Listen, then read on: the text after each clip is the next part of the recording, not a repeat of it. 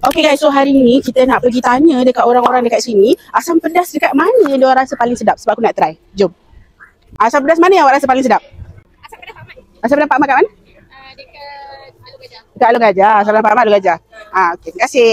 Pak Man juga. Pak Man? Asam pedas Pak Man dekat Bukit Katil tu? Okay. Dia dari sini? Dari bandar? Ini Tahu yang dekat Taman Sari tu, tak tahu nama. Asam pedas dari kampung tu ke? Yang dekat Taman Sari tu? Okay, terima kasih. Sebabkan asam pedas Pak Man tu terlalulah jauh, aku nak dekat bandar ni je. Orang kata asam pedas dari kampung yang sedap. Sejom kita try. So korang dekat sini konsep je layan diri tau. Korang kena ambil sendiri lauk dekat belakang kan. Jom kita ambil. Orang paling sedap asam pedas apa? Pari yang paling selalu orang order. Saya nak pari satu boleh? Pari habis. Yang kedua sedap?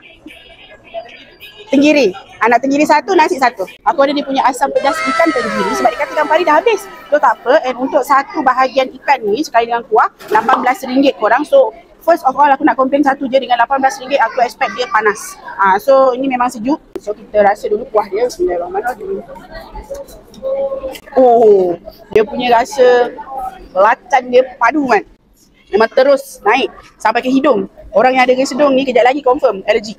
Okay, dia punya ikan dia not so fresh. Ikan dia rasa lemak-lemak ikan tu dia makan dengan kuah asam yang masam ni berserta dengan pedas. Ada masin tu memang sangat-sangat balance.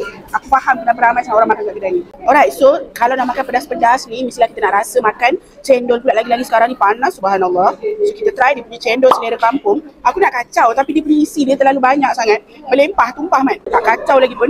Sedap dia. Oh my god, I really love this one. Untuk asam pedas dia, pada aku dia punya kuah memang padu, memang syahdu. Tapi kalau untuk dia punya ikan dia tu, if only dia panas and also ikan dia ada sedikit fresh, and then aku akan bagi perfect 10 out of 10. Tapi disebabkan ikan dia pada aku kurang fresh dan disebabkan lauk dia sejuk, aku bagi 8.3/10 sahaja. Tapi untuk dia punya cendol, yang ini aku tak payah rate lah. Sebab memang sedap. Korang nak tahu, korang kena rasa sendiri datang dekat sini. Dekat asam pedas selera kampung ni korang, dia ada kawasan yang ada aircon juga tau. So kalau waktu-waktu panas tu korang duduk dekat belah sini, berkena dia punya cendol, berkena dia punya asam pedas, memang tip-top. So siapa yang datang Mandang Hilir, make sure sini, okay? Siapa pernah makan, cuba komen dekat bawah. Yang mana belum follow, follow dulu. Bye!